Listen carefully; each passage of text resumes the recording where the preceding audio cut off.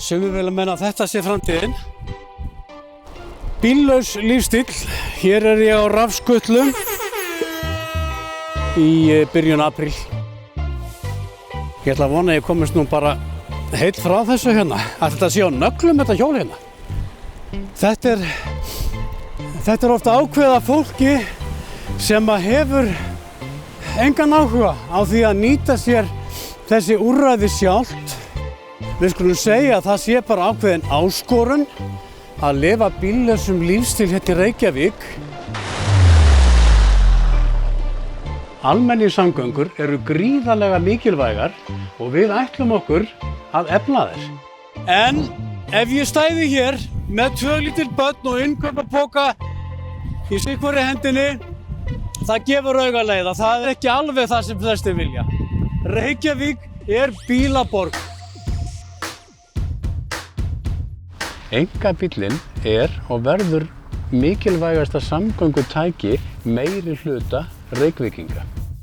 Þess vegna ætlum við að nýta endurskoðunarákvæði samgöngusáttmálans og stöðva tilvonandi þrengingar á mikilvægum atvinnu- og þjónustusvæðum eins og Suðurlandsbraut.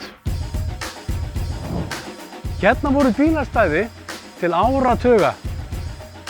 Hér er komin skilti með myndum úr sundlaugunum, þetta eru fallega myndir, sundlaugamyndir úr borginni. Við ætlum að fjölga bílastæðum. Við viljum vinna með stjórnvöldum til þess að vinda ofan af græðgisvæðingunni í kringum bílastæðin í borginni.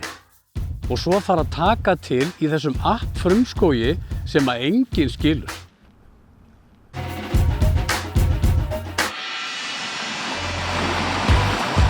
Við ætlum að byggja fleiri göngubrýr nema kannski aðeins fallegri en þessa. Og hætta að tefja umferðarflæðið í borginni. Þannig aukum við einnig öryggi gangandi og hjólandi vegfarenda.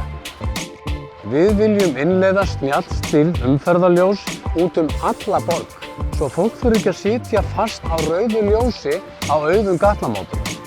Samgöngur eiga að virka fyrir okkur öll, allan ársins hring. Látum skynsemina ráða.